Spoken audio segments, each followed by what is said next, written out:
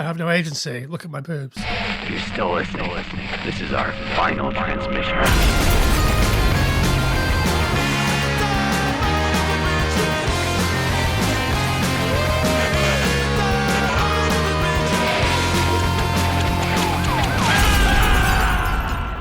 We're here. We are here, Sam. How's it going? Fucking superb, my end, buddy. How are you? Oh, I'm so good. I'm so well. I don't have any random dizzy spells or nausea. It's great. That's great. Life is wonderful. You're not ill, and there's definitely not water pouring through my kitchen ceiling. We're both killing it today. Yeah, having a great time. Nothing is wrong.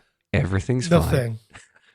Nothing could be wrong when we're in the wasteland together, Sam. I know, right? Just holding hands, gazing out at the mutants, ravaging each other. Yeah. Listen, 976 evil. Dial that number. What happens? Let me try it now. Let me try it. What do you think's going to happen? 976 EVIL. We ready? See Go for it. Could have seen that one coming, really. Yeah, we should have seen that one come in. It didn't work. But if you ring it in the movie that we're covering, which Yeah. just happens to be called 976 Evil, something else happens. And this is sort of kind of in a loosey-goosey series we've been doing about horror icons directing movies when that's not really their main job. Yeah, having a stab. Yeah. And this one is directed by Robert Englund. Who's he? Who is he indeed? For the kids who don't know, who's Robert Englund? He plays Jason Myers in Scream Before Christmas. He's in Stranger Things. Maybe the kids will... Is he in Stranger Things? He's Victor Creel. Of course he is. Yeah, he is Victor Creel. Yeah. That makes perfect sense. Also, a little known character called Freddy Krueger. Famous paedophile Freddy Krueger. Yeah, you might remember him from your lunchbox when you were a kid. Yeah. So obviously, his directorial debut. And what do you think of it? I mean, let's not put the cart before the horse, Sam. I see what you're saying. Had you seen this before? No, I hadn't. It was quite hard to find as well. Not only had I not seen it, but I almost didn't see it. It was tricky to get my hands on. But worth the quest. Well, that's interesting. I sort of thought that you were going to hate this. Why? I don't know. How do you know I don't hate it? Well, that's because you said it was worth the quest. Yeah, but maybe I'm just a completionist, and if I start something, I have to finish it. Well, yeah, maybe. How did you see this movie first? What were your feelings? I think I saw this late teens, early 20s, Mm-hmm. probably on DVD. Mm-hmm. But I'm pretty sure I had a DVD that was the first one and the second one. Okay. And I do want to talk about the second one at some point, but I don't want to spoil it because I think you will really dig it. That's directed by Jim Wynorski, who is a famous director that just loves boobs. Famous for loving boobs, or is that just a coincidence? No, I think he's kind of he makes booby movies. I think Robert Englund probably loves boobs too. Well, the boobs that you see in 976 Evil are pretty different to the boobs that you'll see in a Jim Wynorski movie. Okay, consider me all in. I feel like, I know we're getting into boobs pretty early here, but I think the boobs that Robert Englund favors are sort of the more naturalistic. Mm-hmm. These are just normal boobs, whereas Jim Wynorski is a big swinging pendulum man. He's in that stable, is he? Yeah. A certain critic who will remain unnamed is in the very same category. Yeah, I mean, that's a great quote from Roger Ebert about how much he loves big Pendulous swinging breasts. tits. Yeah, good for you. Yeah. Good for you, kid. Stay dead. What exactly brings you here today, Jamie? What do you want to talk about when it comes to this movie? Why'd you pick it? Why is it on the menu? I hadn't seen it for a long time, Mm-hmm. but I did remember really liking it. I think it does some interesting and different things. Right. Goes to some fairly different places Mm-hmm. to your normal sort of stable of 80s low budget horror features, similar to Pumpkinhead, really, Sure. but not anywhere near as good. I think it has a lot of courage. It's pretty brave in where it ends up, even though it's quite goofy with it. Why don't you drop a synopsis and then we'll take a break? And Drop come a back and synopsis. Chat this fucker up. Yeah. I'm the worst at dropping the synopsis.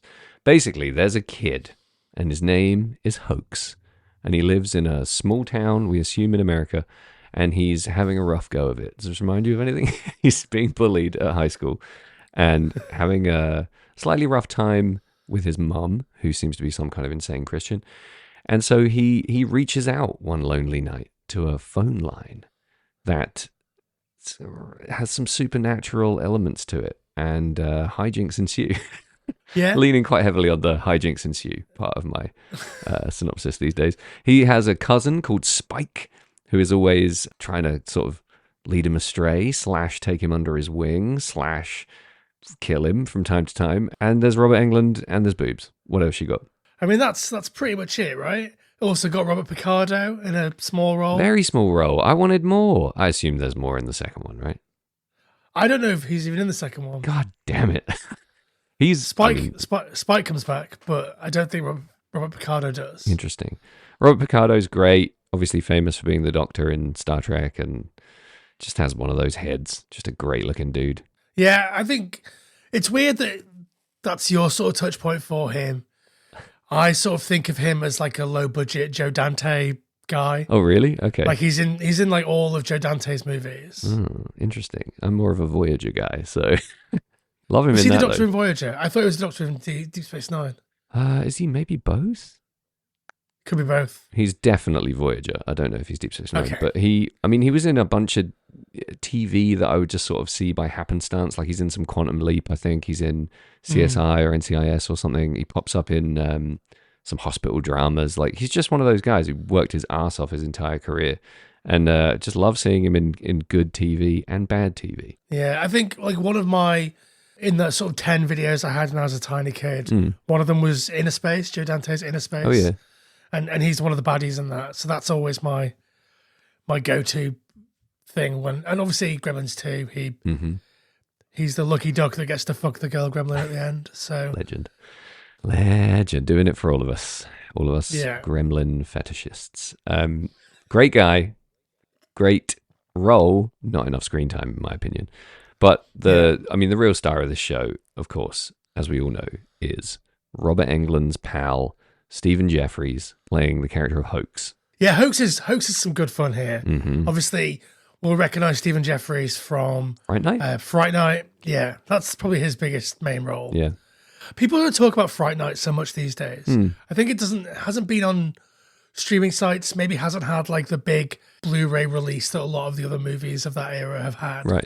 So it's sort of fallen by the wayside a little. If you try and find it on any streaming service, you'll only get the remake, Oh, weird. which I haven't seen.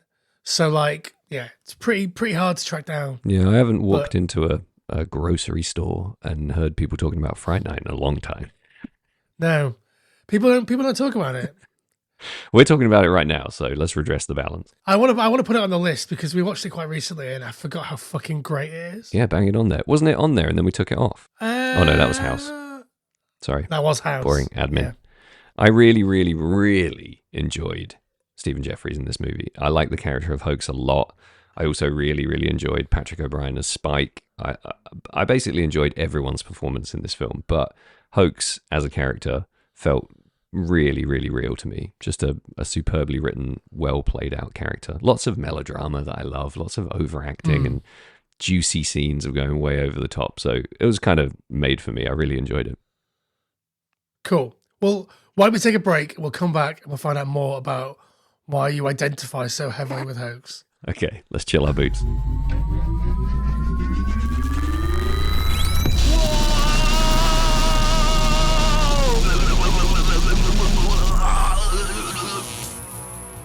Whoa, holy shit. I guess that's why they call it Phantom Power. Listen, Jamie, if there's one thing we can both agree on, it's that Red Scare looks after you. That's their main deal. They're always there for you. They've always got your back. Yeah. www.redscare.net when you need some love. No matter what position you're in, they will help you. If you're feeling angry, they've got some angry shit for you. If you're feeling melancholic, they've got some sad shit. If you're feeling like you want to break into a car, there's Mass Intruder. Like, it's all there. It's all there for you. If you feel like you want to drown yourself, you can jump into Lake Michigan with a sincere engineer. Like, have a great time. Very good. All the time. That's probably Red Scare's real motto, right? Have a good time all the time. Yeah, I mean, I stole that from Spinal Tap, but Red Scare can have it. They can have it from you, then it's not stealing. Have a good time all the time. RedScareIndustries.net.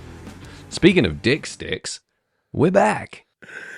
Yeah, we are back. So you're into hoax. You're a big hoax guy. Yeah, I love him. I think any nerd character who obviously goes through a transformation. All nerds go through transformations in movies. They never just stay nerds. It's such a bummer.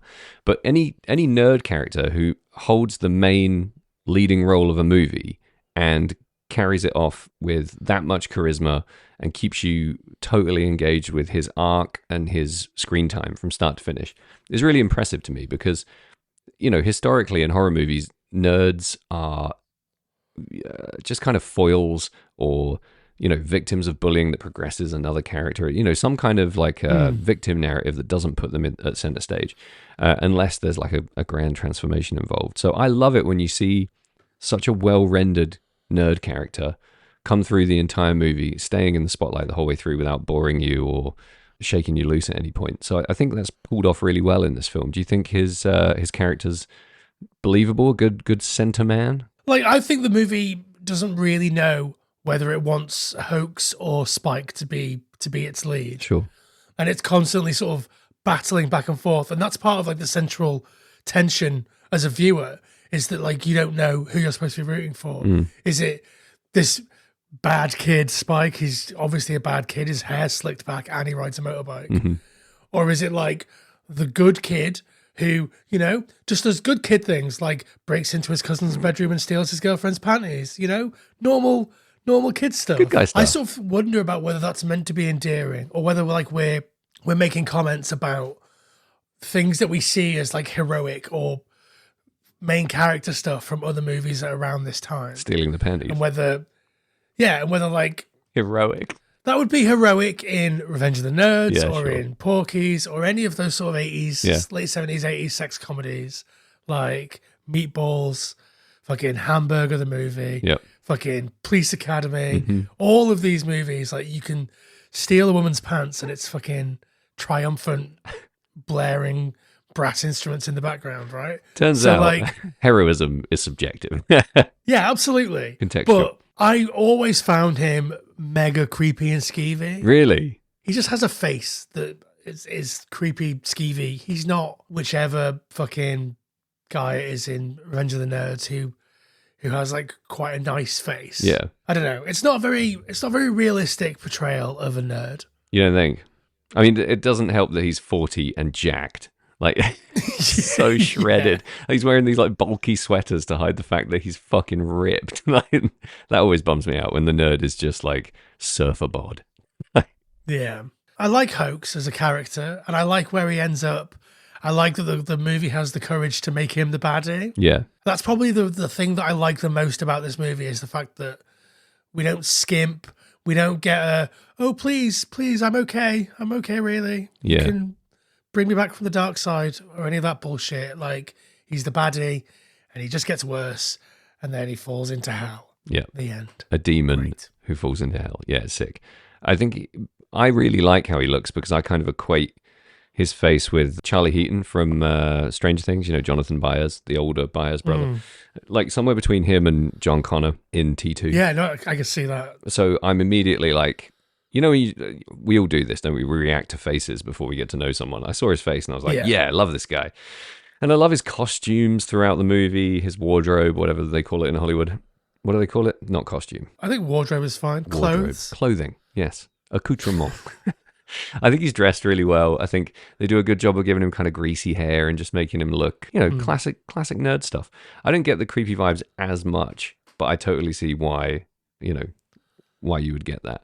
I think he's placed really well in the movie, like you said, as somebody who we have sympathy for and somebody who we root for, but somebody who we're conflicted over because he does some effed up ass. Yeah, but like I don't know if that's just 2024 eyes. Maybe. I mean, yeah, I didn't think it was played in the movie like it was a horrendous thing to do. The panty stealing scene. I think it was more a vehicle for putting a wedge between him and the the girlfriend, rather than actually like us as an audience condemning him for his pervy actions. But like in Revenge of the Nerds or any of those other movies, the woman whose pants were stolen wouldn't be like, "Oh, you dick, you stole my pants." They'd be like, "Oh, I have no agency. Look at my boobs." Yeah, maybe we're stepping in the right direction by 88. Never thought I'd say that about something Robert Englund is in control of. This movie is absolutely peppered, hailstorm style, with one-liners from about the 75, 80-minute mark onwards. It has all the sort of greasy, dirty, fleshy fingerprints of Robert Englund all over it. The visuals are like pure grime. There's a lot of urban decay. There's a lot of Freddy-esque, dreamy kind of moments. There's a lot of him inside and all over this movie. And I kind of love it. Is his directorial touch something that resonates with you, or did you think it was a bit much? No, I love it. I think the first half of this movie could have been fucking Blade Runner. Do you know what I mean? Like it's shot amazing. It's like a Michael Mann, wet streets, like neons everywhere. Like grey, horrible buildings, huge like neo-noir shadows of like where the lighting is just pitch perfect. It's amazing. Like we sort of lose that a little bit as we sort of make our way through the movie. When it gets to some of the more high concept, high effect stuff at the end, where it's like the floor's meant to have fallen through in this house. It looks kind of like those paintings that those guys do on the street. Do you know what I mean? Yeah, like the chalk 3D ones. Yeah. Yeah. It does. So that kind of sucks. But I get the idea, and it's a cool idea. Yeah. Obviously, you're a low budget video company in 1987 or whatever, and you want to make a film that has Robert Englund's name on it, but you can't make a Nightmare on Elm Street film. So why not ask him to direct?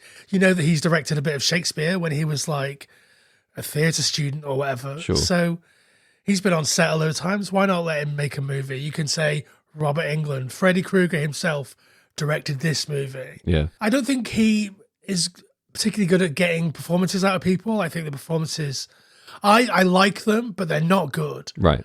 They're a special kind of 80s horror movie performance. Like the bullies are insane. The girls do things that women would never, ever even think about doing in real life.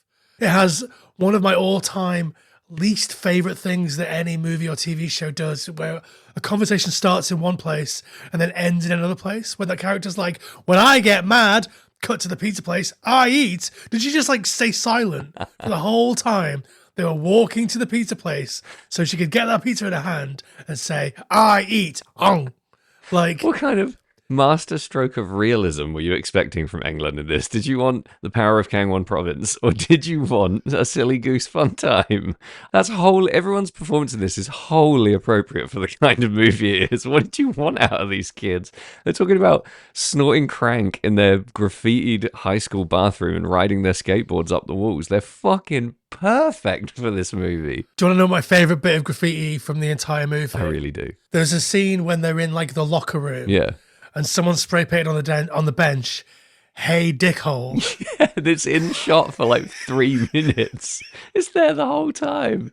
It's so good. So good. There's a really good fuck you with an anarchy symbol right on the post office where I live now. I walk past it every day. I'm like, yeah, fuck you, anarchy. It makes no sense.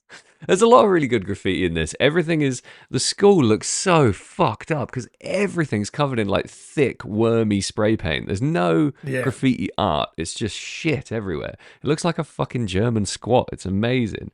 I think that's a really stylized look. And like you said at the top, it's quite a brave take on, it could have looked like everything else, and it does not. It looks really fucking strong and unique. Like I say, it does sort of wean its way away from that. It's like we had all these strong ideas for the first, third, and then it gets a bit stale. Obviously, the stuff in the school is pretty stylized. We only really see the bathroom and like the headmaster's office. But the bathroom looks really cool. Yeah. The headmaster's office looks like it's in a normal school. It's hard to sort of gel those two things together. Yeah.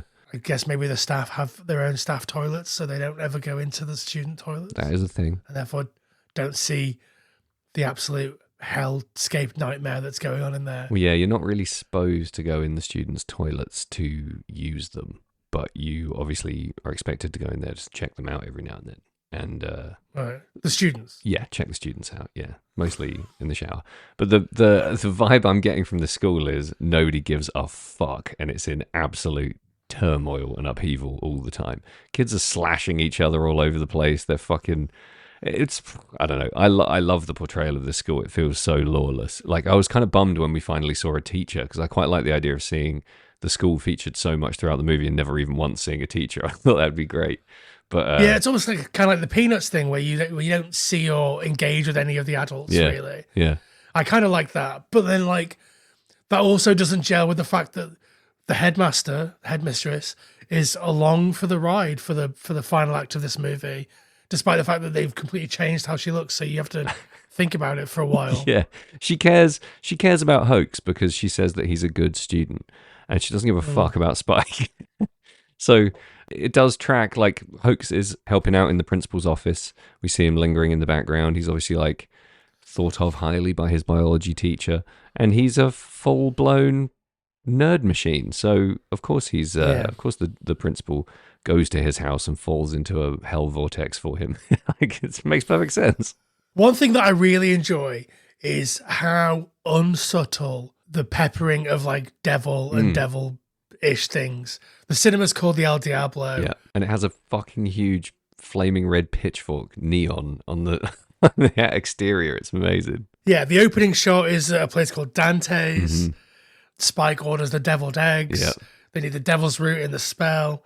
There's a devil twins ready meal that's full of spiders. Fucking, I love that shit. Yeah, dialing 666 on the phone, like all that stuff. Yeah, like I love vaguely occult, but not really occult because then we'd have to address some actual real things in the world. Yeah. But like the sort of top level, super fucking It's like pop occult. shallow Satanism. Yeah. I love that. Me too. Yeah, and this movie, like you said, it doesn't do it subtly. It's not trying to hint at anything. It's just, we fucking love this aesthetic and all of these things. Let's fill the movie with it. I thought it would be fun to count at one point, and I just stopped counting around the 14 mark. I was like, every time anyone said anything like vaguely satanic, devilish, or occult, I was tallying it up, and I just thought this is going to be laborious. This is going to be so much. And there was.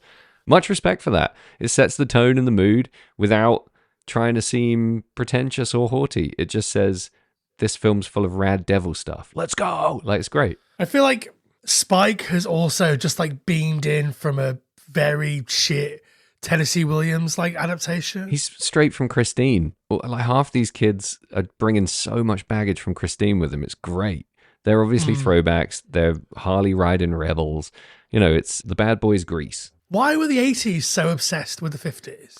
Same reason everyone now was so obsessed with the 90s for a hot minute and then were rabid about the 80s. It's just rank nostalgia, isn't it? I think whatever society's going through, they pine for the antidote, which is the old days, in a specific era in the old days. And at this point, I think people are flapping their nads over the 50s.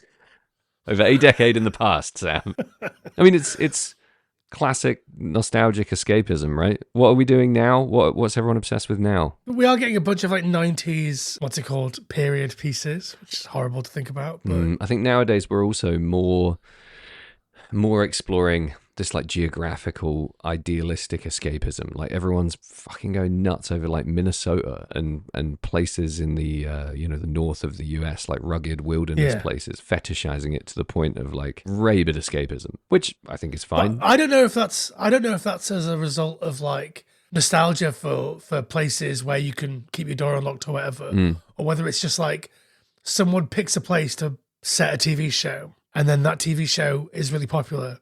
So then people are like, oh, well, the Ozarks are a cool place. Yeah. Let's make something about a different set of mountains, the Tetons or whatever. I don't know. Tetons. Yeah. So like, I don't know. I think that's cynically, and I'm perfectly willing to be the cynic here. It's just because someone makes something independent that's really really successful, and then people pounce on it and rinse it, and like the most recent season of Fargo is almost laughably Minnesotan. It's so over the fucking top. It's like, compare that with the original Fargo movie and you're in parody territory, and it's under the same name. It's bizarre. I think people will just twist and twist and twist until they've got every drop out of a gimmick. I don't know if I'd agree with that. Really? Come on then, come at me. Well, I think that the original Fargo movie has all of the same Minnesotan stuff Yeah. that the most recent season of Fargo has. I mean, I'm only 3 episodes in. Same. So But don't you think even the accent work is so fucking over the top, and they're just pummeling you to death with Minnesota nice? You know, they're just constantly hitting you with it. Whereas the first, like the original Fargo movie, just felt like this is set in Minnesota. Chill the fuck out. well, I don't agree with that because obviously Marge Gunderson's whole shtick is that she's Minnesota. She's very nice. Minnesotan. Yeah. But it's not like, not every character is standing at center stage and being the most Minnesotan person on earth. Like it's peppered throughout, sure, but it's not leaning on it the entire time like it's its fucking dying breath. I think we need a Minnesotan perspective on this. Yeah. Well, do we have any Minnesotan listeners? Arms aloft if you're listening, tweet us or whatever vehicle of communication you choose. Yeah. But I think what I think is that what's her name from Ted Lasso, your main girl in the new season of Fargo. Yeah, her. I don't know if this is true, but I think that's not her real voice. I mean, I know that it's not her actual real voice, but as the character, I think that's not her real voice. No, she's pretty famously great at accent work. I saw her in some stuff where she was doing like a Tennessee accent. I've seen her in something where she's doing like a Creole drawl. Like she's good at that shit. Yeah, but I mean, I don't think the character, I think that's not her real accent either. Yeah. I mean, we don't know yet, but it seems like that's the thing, right? Yeah, because we're in like History of Violence, The Long Good Friday, not that one. What's it called? The Long Kiss Goodnight. The Long Wet Summer. I like History of Violence. I really like that movie. Yeah. Viggy Vig. I'm a big fan of any, oh, hey, I used to be a bad guy and now I'm not a bad guy. And I remember that I'm a bad guy. And so if you make me need to be a bad guy, I'll be a bad guy. Is this your arc? Is this your redemption arc? Did you see the film Nobody with Saul Goodman? Yeah, he talked quite candidly in a lot of interviews about how insanely hard it is to be in that good shape when you're in your 50s. And doing all those fight scenes and stuff just nearly fucking killed him. I think that's a pretty amazing achievement I'm not saying like for a guy of his age, but it's not his main thing, is it? Action movies. No. Fucking legend. I mean, it must have been tricky for the people in this film, 976 Evil, to have those fights despite being in their mid-40s. Great segue. Yeah, I think this movie probably provided a lot of challenges for a lot of the actors. Namely, I think it was probably really hard for Stephen Jeffries to stay at least somewhere within the realm of believability with his character. I know people are going to hammer me about this, but I think it's a really believable manic performance. I just think this guy exists. I find him so fucking real. I don't think he exists at all. I think movies have twisted everybody's brains to the point of like, do you know when you see a nerd on like Saved by the Bell or something? Screech. And they're all like, computer club, or whatever. Like, yeah. Like those people don't exist. This is a fairly... Do. So I remember seeing, there was a reality show in maybe the early 2000s that was called Beauty and the Geek. Right. And I remember it's the first time I ever saw a nerd that actually looked like a nerd from TV. Okay. And even then he was a cool guy. He just like looked and vaguely sounded Jewish. So I think a lot of these like nerd stereotypes are actually like coded anti-Semitism. Oh my God, where is this going? Coded anti-Semitism. How the fuck did we get here? I mean, I'm not going to say a straight up no, but I worked in schools for over a decade and I met a lot of nerds, and a lot of those nerds were real like movie nerds. Like those movie nerds come from life, right? It's life. It's art imitating life, not the other way around, I don't think. You know, I'm not saying Stephen Jeffries is a convincing nerd. I just think he's a convincing character. He just seems, he has so much about his performance that is varied and textured and has depth and is also really exciting and enjoyable to watch. I'm not saying if I saw someone in real life behaving that way, I wouldn't have concerns. But in his place in the movie, which is an over-the-top, shticky, schlocky, party time popcorn movie, I think he just fucking picks his spot and nails it. I was really impressed by... Even in the transformation sequences, even when he becomes evil, I thought this is where he's going to lose it a bit and it's just going to be, you know, paint by numbers, bad guy stuff. But I still found him really compelling in that final sequence. I thought he was rock solid throughout. So I think when he sort of turns evil at the end, yeah, we're in like Chop Top, Bill Moseley territory. Too I close. thought maybe you would hate that. Bill Moseley as Chop Top sucks. Wrong. Stephen Jeffries as evil hoax demon guy gets it right. I think there's... But it's so similar. Nah. come on. There's a big nah over that. Chop, you know what Chop Top is. It's filthy, grisly, base, boring, predictable, gross out stuff. Whereas Hoax, as a demon, has some menace, but has some playfulness, some whimsy in that threat of being hurled into an icy hell. I just think it's on a different level. It's a whole different beast. Chop Top is just a gross guy with a scabby head. And Hoax is a demon child hurling people into the abyss. It's fucking different. Okay, I mean, obviously the characters are different and their intentions are different, but the way that they're portrayed, I think, is very similar. Nah, Chop Top's hammering the same bit over and over again. Look how gross I am. I'm scratching my head with a hot fucking coat hanger and then licking it or whatever the fuck he's doing. He's saying the same shit over and over again. He's a one-trick pony. He's like, ooh, aren't I gross? Whereas Stephen Jeffries has like maybe 15 minutes in this movie where he's thoroughly evil. And bear in mind, he has a cool transition phase into that evil that gives you some depth and some growth and some room to kind of feel out a new place in the movie. And then, you know, he actually has a struggle. He has some depth to his character. Chop Top's just gross and then is dead. Like, boring. Get out. Go to bed. You're going to fight and die on that Chop Top hill to the very end, aren't you?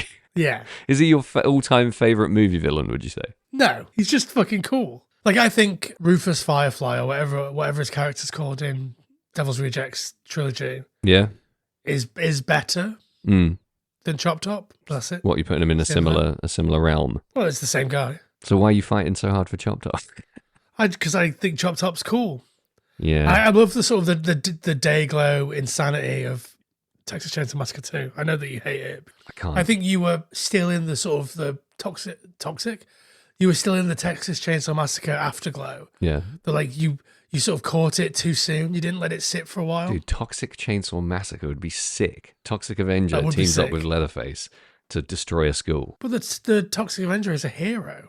Yeah, but he teams up with he has an arc. He teams up with Leatherface is a hero. I don't think he is. He's not Godzilla.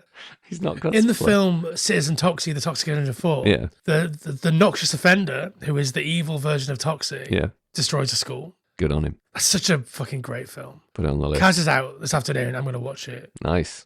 Why'd you have to wait for Kaz to be out to watch that? I can't watch Toxic Avenger 4 when Kaz is around. What happens? There's a scene where James Gunn plays a Stephen Hawking type character. Right. What a brilliant physicist with cerebral palsy. Yeah, and it is exactly the sort of sensitive portrayal that you would expect from James Gunn around this time. Fuck me. Stephen Hawking didn't even have cerebral palsy, does he? He had... Has he got MS? It was ALS. Is that Oh, Lou yeah. Gehrig's? Yeah. We're allowed to talk about Stephen Hawking like this in this moment in time, I think, because of recent events. Anyway, let's get back on track. So 976 Evil, it exists. I think it does its job really well in that it is exactly the kind of wild goose chase of a horror movie that you expect from both the title, the cover, the director, and the cast. Is there anything that doesn't work for you in this film? Because my only complaint is that there are a few lulls in action and you know, character momentum that sort of slip into not being that visually interesting as well, and you just kind of dip a little bit here and there. But I have to say, I think that's probably deliberate because it is a get up for a piss break movie, and I think these movies are paced in that way so that you don't miss anything if you go make another bag of popcorn. Like I think it does that really well. It's paced in a way that works for the audience. But what do you think?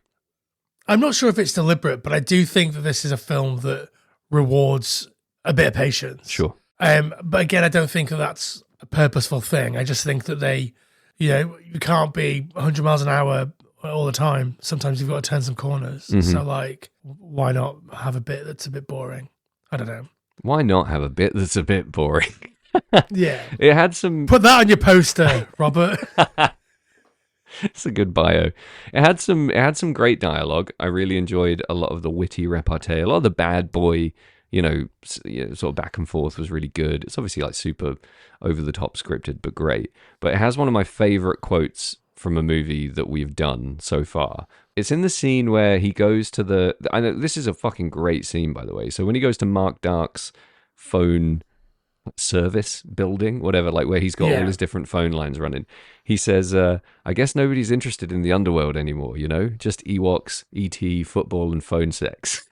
Thought that was a fucking great line. Yeah. And well delivered. Well, Robert Picardo is great. He is, yeah. And I love the fake out in that they sort of Yeah. they pay off later where he's obviously got a cold, taking a lot of these like sniffly drugs. Yeah. Like I just think that's so much fun. It's great. I love Robert Picardo. I feel like he's like when he shows up, it's like when Jeffrey Combs shows up and stuff, which also happens a lot in Star Trek. It's just like, oh cool, this is fun because this one guy is now here. Yeah. And Some actors it's just always a bring that. joy to see him. Yeah, they just bring that like, oh fuck yeah, there he is. Like you're not necessarily expecting them. You're not hanging your hopes and dreams on them showing up. But when they do, you're like, oh, this just elevated significantly.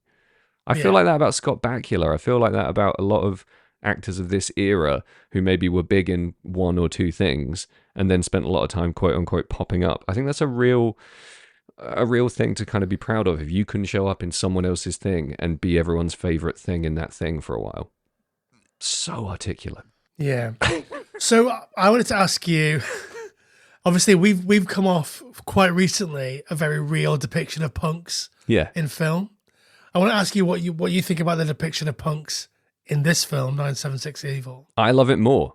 It's way more fun. I find the punks in Green Room just like boring because they're the kind of punks that I have to hang out with in real life. Oh, you're so self-aware. Oh, you also like the weaker thans, whatever. Like I want my punks to be doing crank and putting kids in dumpsters and kicking them for an hour and riding their skateboards up the walls and getting slashed up and playing poker and dropping out of school and having shitty mohawks and being ripped as fuck but wearing greasy vests. I think that's my escapism punk. That's the shit that I want to see. Yeah. They're cartoonish.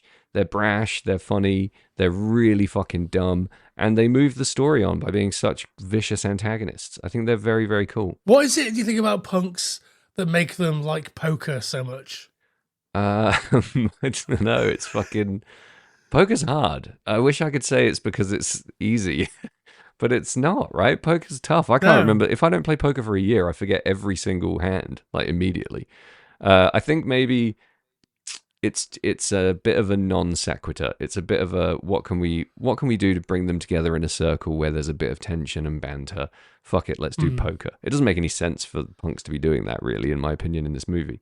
But it works. No, they should be playing dice, right? Yeah, be throwing dice in the alley or some shit. Yeah, exactly. But it's cool. Which is also pretty cinematic. But yeah, it is cool. Yeah, it works. They've got like a little, they have a place to go to do this. They're, it's fun to shoot.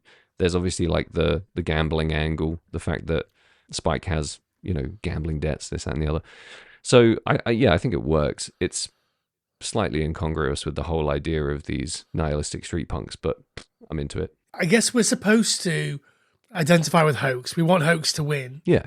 We want him to get a girl and get on a bike with Spike and go off to the mountains and see California and the Painted Valley and stuff. Yeah. But like, I would much rather be hanging out in a projection room, smoking cigarettes, playing poker with the punks. And that's the perfect place to be. Yeah. I would spend all of my time in the El Diablo, $2 for an all-night horror-thon. Yeah, I knew that was going to be 100% your bag. I saw that. I was like, Jamie wants to live in this movie. Literally. Yeah.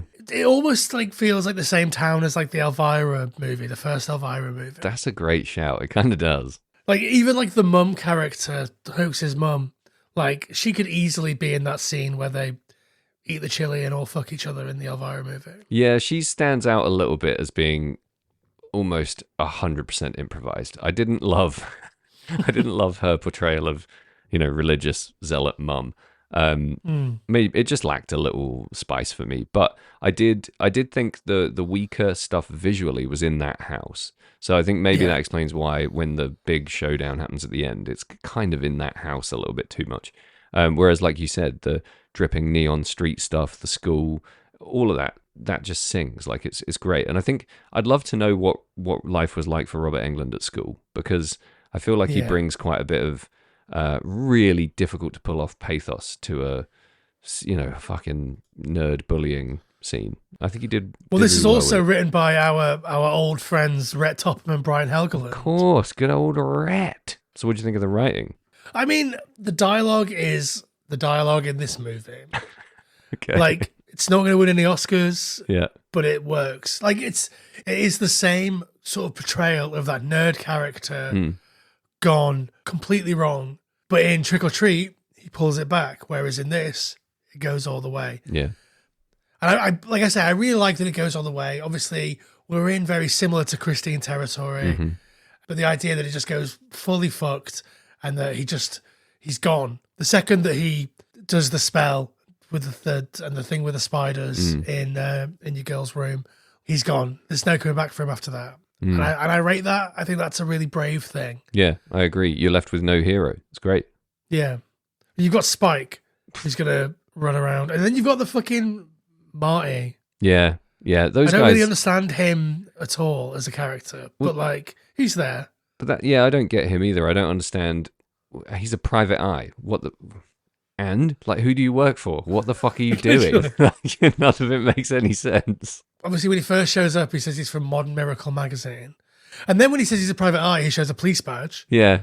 Mixed messages from this guy. He's a useful vehicle to, like, push shit on a little bit, but he doesn't bring anything at all to the film and could easily be cut completely, I think. Yeah. But that's why I think Stephen Jeffries' performance is so strong, because even when he slips and does shitty things and then eventually becomes fully evil, I'm still kind of rooting for him. I always want the bullied kid who gets revenge to absolutely annihilate his enemies. I don't want him to like, and now you've learned a lesson. I want him to literally decapitate everyone and hurl their heads into the void. So for me, as a viewer, I was with him right till the very end. I'm still Team Jeffries. I'm still fucking, let's go Hoax. Strong performance. Won me over. I think it's a good performance. I think it's fun. I like Sunny Dennis. Obviously, she is a classic actor. And I think the stuff in the house is meant to look a bit more sterile than the outside. Like, that's the point of the house, is that there's plastic on all the sofas and like it's all sterile as fuck. But like, that is just less interesting than the stuff outside. Yeah. I think maybe Robert Englund grew up in that house. I wouldn't be surprised if he brought some of that with him, you know? There's a lot of stuff that goes a bit deep for it to, you know, when you're like, I think this is about something else. There's a lot of attention paid to the stifling high religious expectations of that household. What do you think about Leslie Dean? I mean, Mega Babe. Mega Babe. Absolutely. Did she do much else? No. She was in Freddy's Dead, The Final Nightmare. That's the only connective tissue I can find here. She was in a film called Plump Fiction. Yeah, I did notice that. I didn't know whether to bring it up or not, because I thought Jamie's going to have seen Plump Fiction and he's going to tell us all about it, but you're acting like you haven't. I haven't seen Plump Fiction. I'm just having a quick look at the cast list now. That's on the list for this There's a character afternoon. in it there's a character called Me Hungry.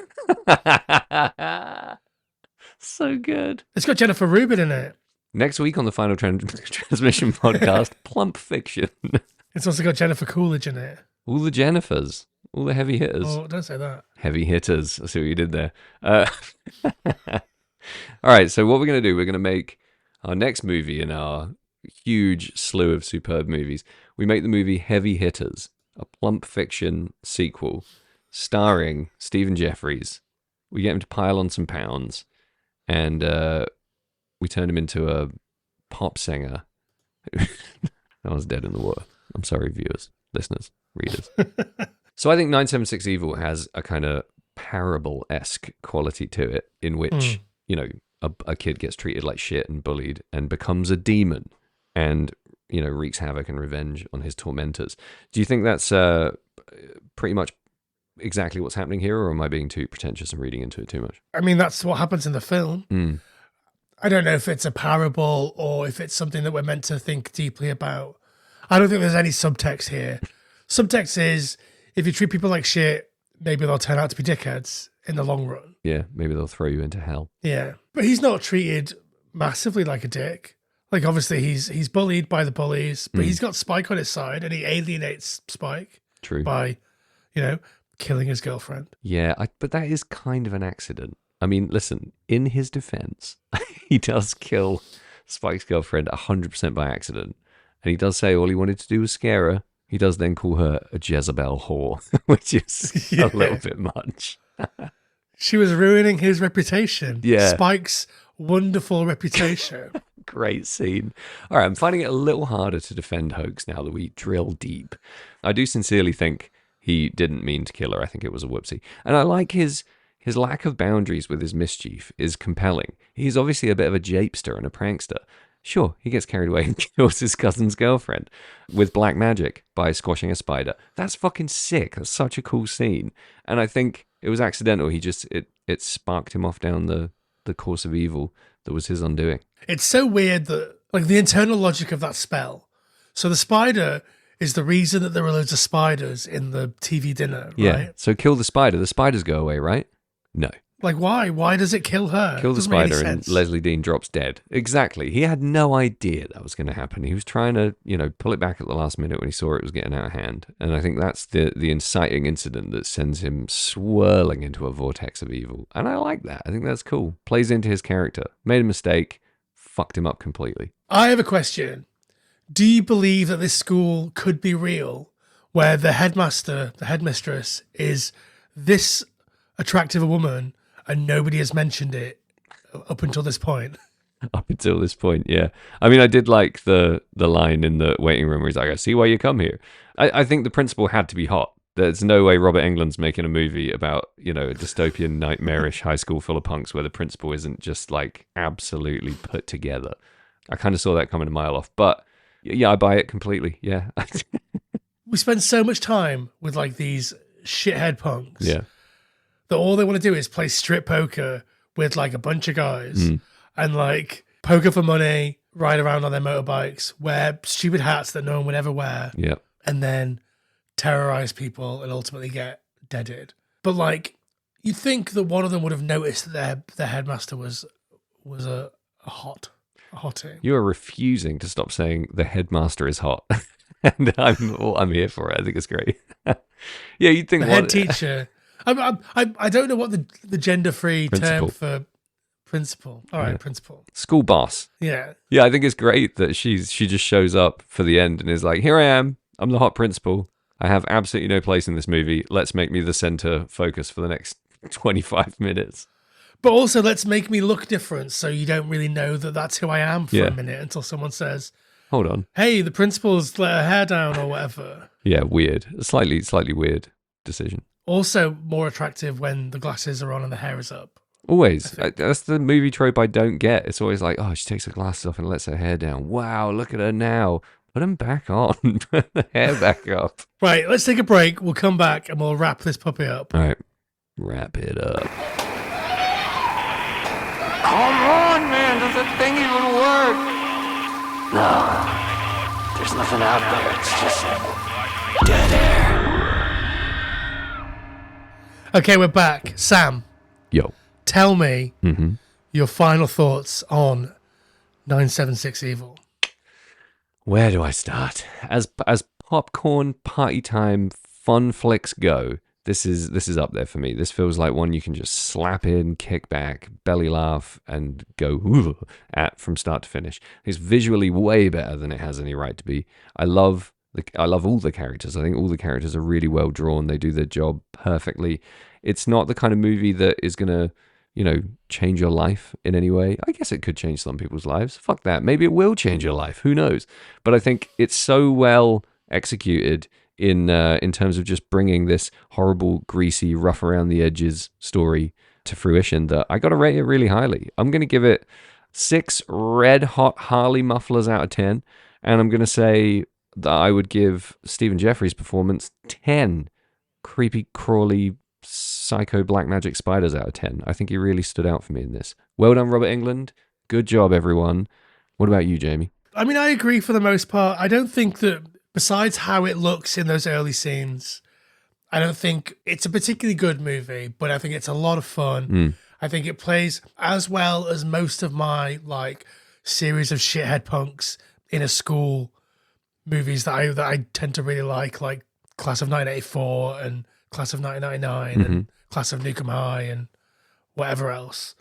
Like, I think it plays just as well as them, but then you've got an added extra satanic element, which is always fun for me. We say this all the time when we're talking about horror icons that are directing things and they haven't really directed much else. It's sad, really. I'd like to have seen Robert Englund take some of the more interesting elements of this and make something that was really, really good. Mm. Because I think that he's got that in him. Like, we know that he can tell a story. We know that he can create a really solid mood. Yeah. So, yeah. So seeing him with a bit more money or a bit more, maybe a bit of a better script or a bit more of an interesting script, maybe something that was less in the sort of Freddy arena, which this, I think, does fit very squarely. Like, when Hoax goes full demon at the end, he is basically in absolute Freddy territory. But that's also fun. I just would like to have seen maybe a little bit more from Robert Englund. He did direct another feature, but it sucks. So don't watch it. What is it? It's What's it fucking called? bad. Plump Fiction. It's called Killer Pad. Okay. I love a horror comedy. I think this is a horror comedy, but I think there's just something about half-assed horror comedies. And I think maybe it's because it came out in 2009. Right. Like if a half-assed horror comedy comes out in 1985, I might feel differently about it. Yeah. But I do, because I love Sorority Babes and the Slimeball Ballerama or whatever. But yeah, it's good. The music's dog shit. It's 80s soap opera music. The performances are Tennessee Williams, overacted melodrama, people yelling Stella. These are all my favorite things. Soap opera music and people screaming Stella. I'm in. It is good fun. I would give it 4 TV dinners out of 7. TV dinners that erupt with tarantulas. Yeah, 4 impaled dudes on spikes on the top of a cinema. Good impaling Out of 7. scenes. I mean, the death scenes are all great. Yeah. The spiders thing is genuinely quite horrifying, just because it's like, where do they all fucking come from? Yeah. How many spiders can you fit in a TV dinner? Some Like, great shots there as well, like the squashing of the main spider, his face cut to her dead. Like a lot of that stuff was, a lot of those death sequences, those action sequences are cut together really nicely. And there's some superb camera work in this movie. I think it sort of takes a lot of the stuff that we've seen from movies like Trick or Treat and teen horror with comedy elements in it. It kind of sharpens it a little bit. I think it brings something fresher and more exciting. And despite a few lulls in the action, really fucking smashed home for me. Enjoyed it. Very good fun. Okay, well, tell the people, Sam. Now we're done talking about 976 Evil, but we need to pad this out somehow. So tell them how they can support the podcast. First of all, stop what you're doing, tap 5 stars, and leave a review. Tell us how wrong we are. Tell us how much you love us. Tell us what you're having for dinner. Do whatever it takes to get that rating and that review on there, because it helps us increase our visibility, which, believe me, we need. Next, I would go to @FT Horror Show on the Instagram, and if you feel like it, TikTok, and give us a follow. Say hi, send us a message, use your thumbs, like some stuff.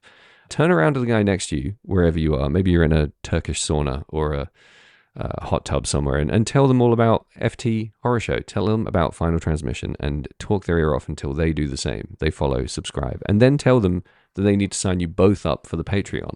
Don't give them any reason. Just sit there awkwardly and watch them have to take their card out in the sauna and type it into their phone, and then leave immediately and never say another word. Huh?